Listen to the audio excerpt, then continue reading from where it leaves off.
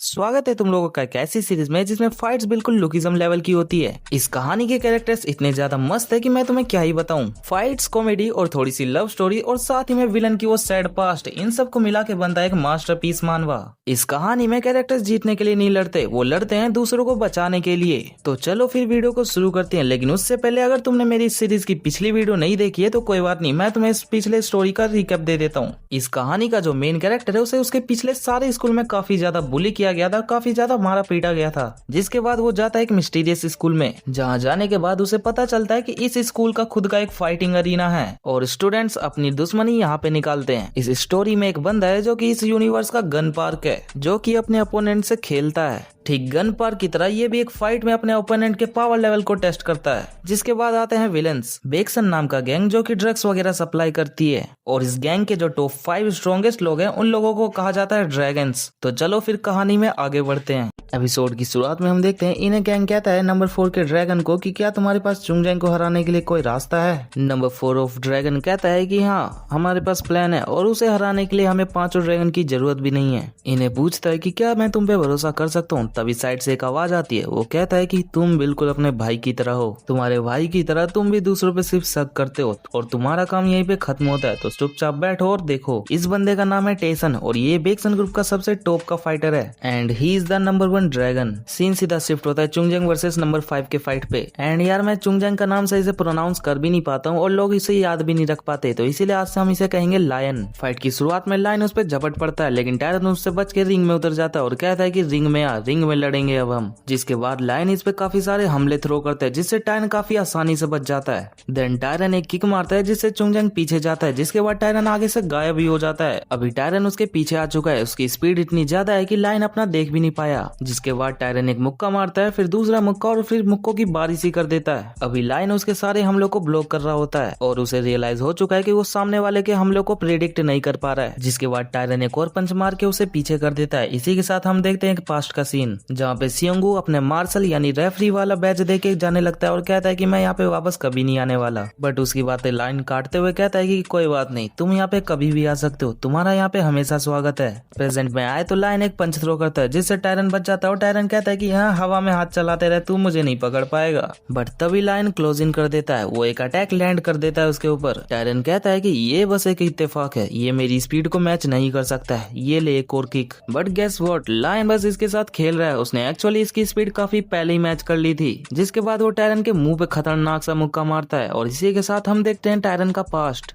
जब टायरन अपने माँ बाप के साथ साउथ कोरिया आया था तब उसे किडनैप कर लिया गया था, फिर उसे एक कमरे में बंद कर दिया जहाँ पे उसे पहली बार देव मिला। जिस बंदे ने इसे यहाँ पे बंद किया था वो इसे एक चाकू देता है और काफी सारे कुत्ते अंदर छोड़ देता है और कहता है कि जीने के लिए इन्हें मारो। और फिर जैसे जैसे वो बड़ा हुआ उसने यहाँ के सारे लोगों को खत्म कर दिया और लास्ट में आके उस बंदे को भी जिसने इसे यहाँ पे फेंका था। जिसके बाद यहाँ पे पुलिस आई और इसे पकड़ के ले गई, पर क्योंकि ये एक माइनर था इसलिए यहाँ पे छोड़ दिया गया। जिसके बाद इसने ज्वाइन किया एक स्कूल। अब भाई बंदे ने तो सोचा था कि वो एक नॉर्मल लाइफ जिएगा। जिसके बाद वो क्लास में इंट्रोडक्शन दे रहा होता है, लेकिन सामने वाले बच्चे तो रेसिज्म दिखा रहे होते हैं। वो कुछ कहते हैं कि ये तो काला है, कौन से देश से भाग के आया है, ये तो शकल से ही चोर है। अभी टायरन को सभी बच्चे भीड़ दिखाई दे रहे होते हैं। जिसके बाद हम कुछ दिन बाद का सीन देखते हैं जहाँ पे इसने पूरे स्कूल को कब्जा कर रखा है और अब ये बन चुका है स्कूल का किंग। जिसके बाद हम आते हैं प्रेजेंट में, जहाँ पे ये लाइन से हार चुका होता है। लाइन आगे आते हुए कहता है कि मैं तुझे अभी छोड़ूंगा नहीं, अभी तो तेरी खुराक अभी और बाकी है। लेकिन ये सारा कमीना खा लेता है पावर अप ड्रग, जिसके बाद इसके चारों तरफ से एक डेंजरस ऑरा निकलने लगता है। अब शुरू हो चुका है इनका राउंड 2। शुरुआत में टायरन मारता है एक मुंह पे पंच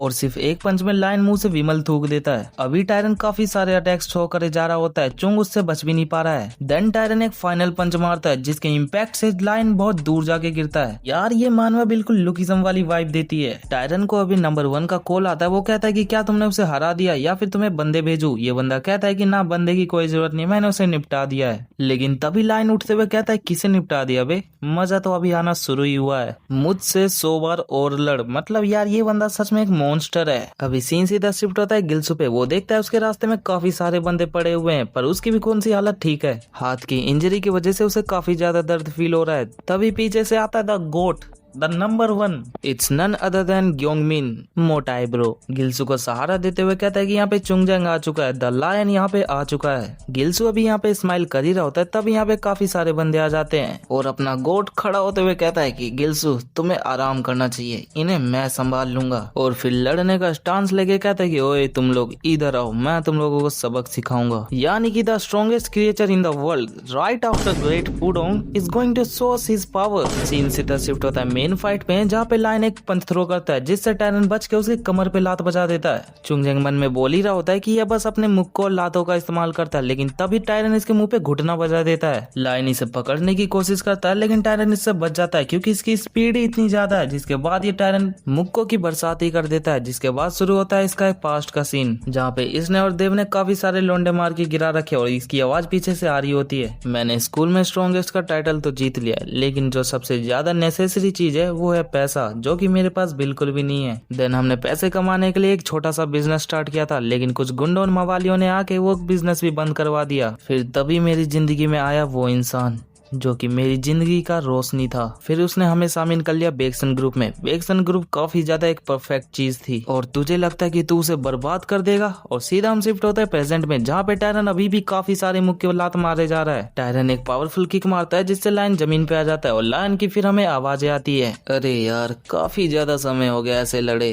ये तो बिल्कुल मुझे उस टाइम की याद दिला रहा है। इसका पास्ट तो हम बाद में जानेंगे क्योंकि फिलहाल तो एक मॉन्स्टर खड़ा हो चुका है, आंखों पे पट्टी बांध के कहता है कि ओए आजा। टायरन आ भी जाता है, जिसके बाद ये काफी ज्यादा रंग रैलियां मचाते हैं। अभी लायन को किसी की बातें याद आ रही होती है। वो बंदा कहता है कि अपनी आंखों पे ज्यादा निर्भर मत रहा करो, तुम्हारी आंखें और तुम्हारी नजरें ही हैं जो तुम्हें पीछे रोक के रख। अपने ओपोनेंट के मूव्स को सेंस करो। फाइटिंग एक ऐसी चीज है जो कि शरीर के साथ की जाती है, तो किसी इंसान की तरह लड़ने की मत सोचो, लड़ो एक बीस्ट की तरह। और इन दादाजी का जरा ऑरा तो देखो। प्रेजेंट में आए तो लायन ने इसके मूवमेंट्स को सेंस करना शुरू कर दिया है। इसने इसके पैटर्न को समझ लिया है। लायन अभी उसके सारे मूव्स को ब्लॉक और डोज करता है, जिसके बाद उसके मुंह पे मुक्का मारने वाला होता है। तभी साला सीन शिफ्ट हो जाता है। गिल्स और ग्योंगमिन भी इस तरफ आ रहे हैं और ग्योंगमिन गोट का हमारा कबाब बन चुका है, क्योंकि भाई साहब कुछ नॉर्मल बंदों से भी नहीं लड़ पाए। गिल्स और ग्योंगमिन भी यहाँ पे पहुंच चुके हैं और आते ही देखते हैं कि चुंगजेंग ने इसको एक ही मुक्के में लपेट दिया है। फिर हम देखते हैं ये बैंगर पैनल, जहाँ पे शेर इसका शिकार कर रहा है, इस तेंदुए का।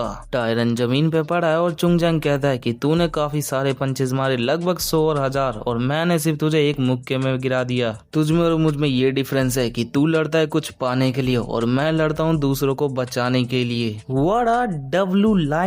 पीछे से गिल्सू की आवाज आती है। वो अपनी गैंग को देखते हुए कहता है कि अगर चुंगजेंग आज यहाँ पे नहीं आया होता तो आज हम मर चुके होते। लायन कहता है कि आज से ये क्लब बंद होगा। टायरन कहता है कि इतना भी आसान नहीं है। लायन इसके मुंह पे लात मार के कहता है कि साले मैं ज्यादा बहाने नहीं सुनना चाहता, मैंने कह दिया तो कह दिया। अगर मैंने इस जगह को दोबारा कभी खुला हुआ देखा तो मैं एक जंग ऐलान कर दूंगा। सीन सीधा शिफ्ट होता है कुछ दिन बाद पे, जहाँ पे गिल्स और डोइल स्कूल जा रहे होते हैं। तब यहाँ पे आता है ग्योंगमिन, जिसने बालों का स्टाइल ही चेंज कर लिया है। मतलब पहले तो गधा दिखता ही था, अब गधी की। तब यहाँ पे एंट्री हो जाती है स्योंगो की, जो कि आते ही ग्योंगमिन के कुछ मार्क्स काट देता है। कहता है कि तेरे बाल काफी ज्यादा लोगों को अनकंफर्टेबल फील करा रहे, इसलिए तेरे मार्क्स कटेंगे। चल भाई तुम सही कह रहे हो बिल्कुल। ग्योंगमिन कहता है कि साढ़े तुम मुझे अरीना में मिली हो, तुझे वहां बताऊंगा। जिसके बाद हम देखते हैं कुछ देर बाद का सीन, जहाँ पे स्योंगो अपना सामान पैक कर रहा होता है, क्योंकि उसे मिल चुका है एक नया घर। मतलब की हैप्पी एंडिंग हो चुकी है मेरे भाई लोग। सीन सीधा शिफ्ट होता है टायरन और देव पे, जहाँ पे ये लोग वापस से उस चर्च में आ चुके हैं। उन्होंने यहाँ पे अपना पुराना सामान चुराने आए ताकि उसे बेच के कुछ पैसे आए और उससे नया बिजनेस खोल सके। जैसे ये दरवाजा खोलते हैं, ये देखते हैं अंदर बैठा है नंबर 4। देव कहता है कि आप भागो, मैं इन्हें देखता हूँ। जैसे टायरन भागने लगता है, उसके सामने आ जाते हैं नंबर 2 और नंबर 3। और तुम लोगों को पता ही होगा नंबर 3 तो एक लड़की है। टायरन टाइम वेस्ट ना करते हुए इस पे सीधा झपट पड़ता है, लेकिन ये लड़की सिर्फ एक अटैक में इसे उड़ा देती है और फिर रैपट और लातों की तो बरसात ही कर देती है। एक रैपट और मारने वाली होती है। टायरन उससे बच के आगे जा रहा होता है, लेकिन तभी नंबर 2 पकड़ के इसे पटक देता है। जिसके बाद ये बंदा टायरन की टांग तोड़ने वाला होता है। तभी यहाँ पे नंबर 4 की एंट्री हो जाती है, जो कि आता ही कहता है कि हम गद्दारों को छोड़ते नहीं है। तूने क्या सोचा तू अपना माल लेके यहाँ से भाग जाएगा और हम तुझे छोड़ देंगे? टायरन कहता है कि टेंचाई भाई रुक जाओ प्लीज, मत करो ऐसा। लेकिन तभी वहाँ पे मोटा बंदा इसका टांग तोड़ ही देता है। मतलब यार मोटा भाई, उसको बोलने का टाइम तो दो। सीन सीधा शिफ्ट होता है क्लासरूम पे, जहाँ पे गिल्स और डुइल लोग बात कर रहे होते हैं। गिल्स और डुइल कहते हैं कि आज अथीना में फाइट करेंगे ताकि कुछ टेक्निक्स ट्राई कर सके। तभी यहाँ पे एंट्री हो जाती है चुंगजेंग की, जो कि याद ही कहता है गिल्सू ली। गिल्सू कहता है कि क्या तुम्हें कुछ चाहिए मुझसे? तभी चुंगजंग कहता है मुझे बस अभी अभी पता चला है कि तुम मेरी बहन से आजकल कुछ ज्यादा ही क्लोज हो रहे हो। गिलसू की फट जाती है और गिलसू कहने लगता है कि अरे अरे नहीं भैया ऐसा कुछ नहीं है, बस हम तो बस थोड़ी सी बातें करते हैं। चुंगजंग कहता है कि मुंह बंद कर, YMG वाले मामलों को मुंह से बोल के खत्म नहीं करते, तो तू मुझे अरीना में मिल, हम लड़ेंगे। मतलब यार नेक्स्ट पार्ट में अपना मेन कैरेक्टर भिड़ेगा इस हैवान से और उस फाइट में वही होगा जो हंट फॉर गन आर्क के शुरुआत में डैनियल के साथ हुआ था। तो मैं तुम्हें मिलूंगा अगली वीडियो में, तब तक के लिए बाय बाय। लेकिन यार उससे पहले तुम लोग लुकिज्म से बाहर निकलो यार, क्योंकि इंडिया में लुकिज्म को बहुत ज्यादा पॉपुलर कर दिया गया है ऑलरेडी। तो ये टाइम है कुछ नई चीजें ट्राई करने का और उन्हें भी पॉपुलर करने का। सब चीज को सपोर्ट करो यार। खैर लाइक सब्सक्राइब तो कर ही देना और थोड़ा सा प्यारा सा कमेंट भी कर देना ताकि मुझे थोड़ी मोड़ी मोटिवेशन मिलती रहे। पैसा तो ऐसा भी नहीं मिल रहा है। चलो बाय बाय, ख्याल रखना, तुम लोगों की बंदी तो कहती नहीं होगी।